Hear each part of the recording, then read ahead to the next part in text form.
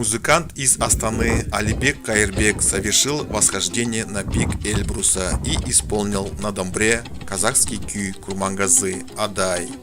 Эльбрус – это самая высокая точка Европы. Ее высота достигает более 5000 метров. Подъем на вершину занял целую неделю. Нағыз қазақ емес, нағыз қазақ домбра, пишет Алибек в своем инстаграм.